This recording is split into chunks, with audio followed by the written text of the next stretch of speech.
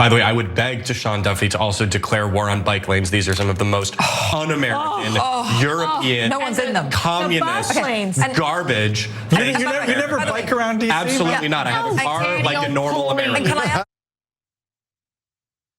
Well, if you didn't know, now you know, bike lanes are communist and un-American. That was a segment on Newsmax, and during a bit disparaging former Secretary of Transportation Pete Buttigieg, bike lanes caught a few strays. And let me tell y'all up front, I think about bike lanes a lot. I don't bike, I'm not a bicyclist, but I might be if we had better bike lanes. So the arguments against bike lanes that were mentioned was that one, no one's using them. Two, the weather is no good. And also bus lanes are terrible, which is not about bike lanes. But I gotta say, I hate the argument that no one's using them, because it's like anything with the government. They do something badly, then when it doesn't perform well, they say, see, they're no good. And then they use that now documented poor performance as an excuse to cut funding from that program and just scrap it all together. It's like performative bureaucracy, and it's honestly, it's a waste of taxpayer dollars. It's a waste of everyone's time. And if they had actually implemented the bike lanes properly in the first place, perhaps more people would use them. Bus lanes are not ideal, I will admit, but again, the solution to poor city infrastructure is not to abandon the idea of public transportation completely. The right has abandoned reality to this extent now that they've equated walking and biking and riding buses to communism. It's so unhinged, and no one is even talking about trams. Why not? We should all be talking about trams. And this isn't the first time that any of this has come up, by the way. So 15-minute cities. They promote the idea that places where people live should be walkable, and that people should be able to access grocery stores and city centers and most general places that they need to get to within just a 15-minute walk from their homes. It's just an idea, something to think about, possibly to work towards. They're not perfect, but I personally wouldn't mind living in one. But walkable cities would reduce car dependency across the country, and the United States is nothing if not car dependent. This doesn't mean that cars won't still be around, but it would decenter the car from the city, meaning that the city would be more people-centric instead. Notably, it would also reduce oil and gas dependency, resulting in low-emission cities. It would reduce the need for ongoing road construction, and we all know how annoying that can be. It would get more cars off of the roads, resulting in safer, quieter cities with cleaner air, and it would reduce the need for these giant parking lots that you see everywhere you look, which require green spaces and floodplains to be paved over. So anyway, right-wingers interpreted all of this as leftist communism in disguise, saying that this was just a way to pacify the population, to make it impossible for us to move around freely, even though it would actually do the opposite in a lot of ways, saying that the left wants to take their cars from them, and basically saying that real Americans love being oil and gas consumers. And as always, they're wary of incessant government control. Take a look. Local authority bureaucrats would like to see your entire existence boiled down to the duration of a quarter of an hour. You in your area will only be allowed within that 15-minute zone that you've been allocated. Echoes of that language have recently been heard in the House of Commons. Will the leader please set aside some time in this House for a debate on the international socialist concept of so-called 15-minute cities and 20-minute neighbourhoods? Disinformation researchers say this all started with the pandemic.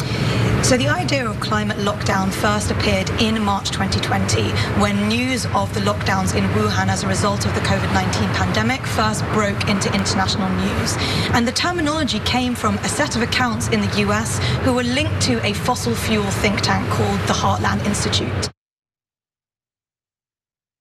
You wouldn't be relegated to your designated 15-minute city. You can leave. Like, no one's saying you can't just like go outside of that. It makes me crazy. And anyway, we should just have trams.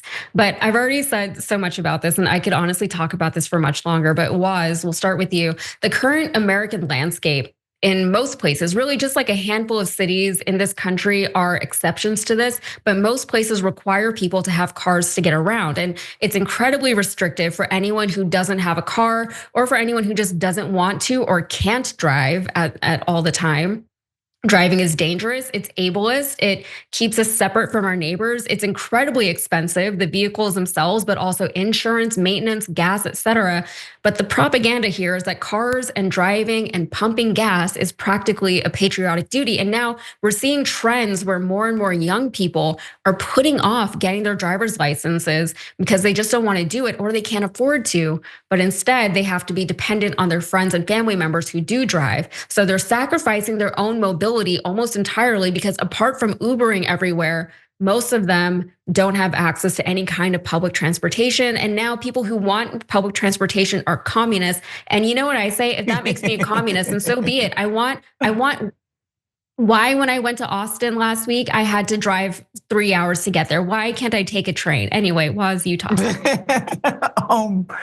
I like, first of all, just the idea, sorry, that getting a car makes you somehow more American when these cars are expensive. We're talking about on the cheap side, a $450, $400 car note. God knows how much for insurance and then gas, forget about it. Like your pockets is just getting smoked at that point. So yeah, if somebody wants to ride a bike to work, ride a bike to the bar, which I wouldn't recommend after you have a couple, but whatever. To ride a bike wherever they want to go, I see no problem with that. Like I live in LA, which is, one of the most nightmarish car cities in America, where I essentially try to avoid leaving my house before sundown. In my car, I'm blessed enough to work from home, not to have to commute every single day. But that's not everybody's reality. And like Yasmin said, like, yeah, people would love to get on a train. 30 minutes on that train, boom, at their office in a 5 to 10 minute walk. But this idea that you're a squish, that you're some lefty communist, Chairman Mao loving leftist. If you want to ride a bike, God forbid, in your freaking city, it's some of the stupidest things that people on the right do. Sharon, like I'm not even trying to ride the bike. I just want other people to be able to ride their bikes. What do you think? Freedom for the bikes. Well, I don't know. I've listened to I think you're very passionate about it, and I can't say I disagree with you. My bike has a flat tire. But I see people on these scooters and things, and they're all over Atlanta. It does present, I'm with you. Yes, okay. I'm just telling you, they're on the sidewalks and they're doing things. Yes, the bike lanes are there, but people are gonna do what they want to do. And there's a lot of accidents and potholes and things. And look, I'm with you. But here's the thing too with that, right? Yeah. There's accidents because there aren't always designated areas for people to do things, true. Right? So here, bicycling, the law is you're supposed to do it on the road, right? There's so many accidents because people don't understand what the laws are. They don't understand how things are supposed to work. If I wanted to ride my bicycle to my gym, which is a 4-minute drive from my house, right? And it would take me 7 hours to bike there, right? I looked it up. And maybe half an hour to walk there. If I take my bike, I'm having to weave in and out of parked cars on this street. And even just in my neighborhood, that would be dangerous for me to do.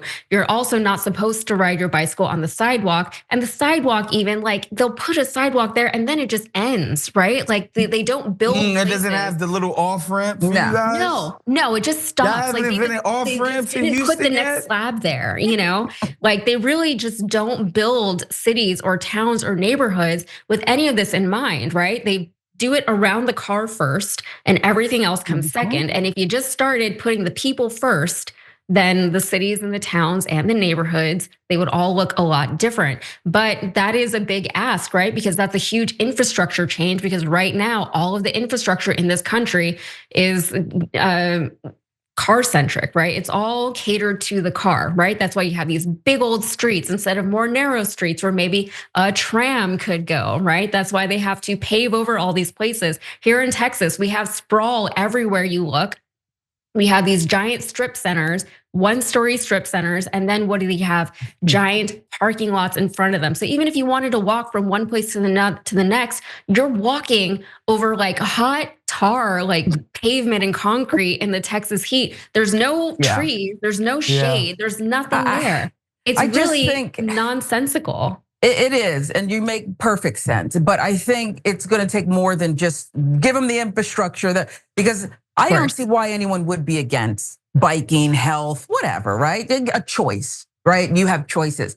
But the minute you're stuck in rush hour traffic, you're going to have to change the will of the people. Because around here, they just go into the bike lane. We're not waiting, okay? That's how people, well, that's how people are. The congestion, white flight 30 years ago. And so now we don't have the correct planning and engineering. This is where we're at, okay? And so, yes, I think you're on to something, but even people who would say, I'm with you, it's very then they're idealistic. in traffic. But and then they're saying, here's another thing too. What's funny about hearing you guys talk about this, it's like in New York, especially in Brooklyn, for a while, bike lanes were synonymous with your rent's about to go up. Like, it's like, oh, here come the whites, and their bike lanes and that high ass stroller. All right, we're done. We're gonna have to start looking for some Section 8. It's over. Yeah. That used to be like the association that so many people that I knew had with the bike lane when they were living in places like Bed-Stuy and Bushwick and other places in the city. It's like the second one of those bike lanes get painted, them high ass rents is coming right behind it. Yeah. But that's the thing, like New York is maybe one of the only cities in the country, like major cities, not even Houston, Chicago, LA, I can say this for, New York is one of the only cities where you can go without a car and not get in a car the whole time you're there and actually be able to get around the entire city, right? Yeah. Yes, you can get an Uber, yes, you can get a cab, but you don't have to, right? Because they have a subway. But the thing is, how old is that infrastructure? How old are these subways? It's literally 100+ years. And they haven't updated it, right? Yep. So it's crumbling. Like getting into a New York City subway, some of them are really nice and most of them are not. Most of them are obviously aging and need upkeep. So yeah, like these are idealistic things, right? Because it would require a complete revamp. But the cultural, like ideological aspect of like trying to convince people that this would be good in the first place is crazy to me. Like the best argument that I can think of is that it would be a lot of work, it would take a lot of time, and it would cost some money, right? But at the end of it, you would have a much more livable place because like right now, if it's a nice day, I can't just walk out of my house and go get a cup of coffee from like the neighborhood coffee shop, right? Then the best neighborhood coffee shop is a 10-minute drive from my house, which is like several miles away. And it's crazy. My nearest grocery store is about that far as well. Just to get to my gym, again, I have to drive. Just to get out of my neighborhood, I have to drive. Anywhere that I want to go, I have to drive. And I don't think that that's fair. I think that it excludes a lot of the population from being able to live a life in a certain way. But it is, and also I live in Texas, so everything comes back to oil and gas and what they're up to. So anyway, I think I've talked about this enough. No, I love the passion, and I agree with you because I could keep going. My local Trader Joe's, boy, it's a 3-minute drive. It's the only place I love more than my own house. I'm in there all the damn time. I love Trader Joe's. We have the Beltline, and when that was envisioned years and years ago. Now it's like every property that's on the Beltline, like everybody wants to be, right there. Because and that's it's almost historic, connected. Actually, yeah. Most like really nice neighborhoods and suburbs, like they popped up around the old streetcar lines. In Houston, we have the light rail. It's not very extensive, but that part of it is pretty nice where the light rail is. But a lot of people, like the culture isn't such where we know how to use public transport. So it's like we have to learn as a city and as a people because so many of us are used to just getting into our cars and going places. You gotta plan a city around pickup trucks. That's the ideal way to plan a city. Texas. There's a bunch of pickup trucks. Texas, man. Yeah, it's crazy. Like they have to make the roads wider and like the parking spaces. Like you can't fit a truck in these parkings and the trucks are getting bigger. It's like so ridiculous. Every time you ring the bell below, an angel gets his wings. Totally not true, but it does keep you updated on our live shows.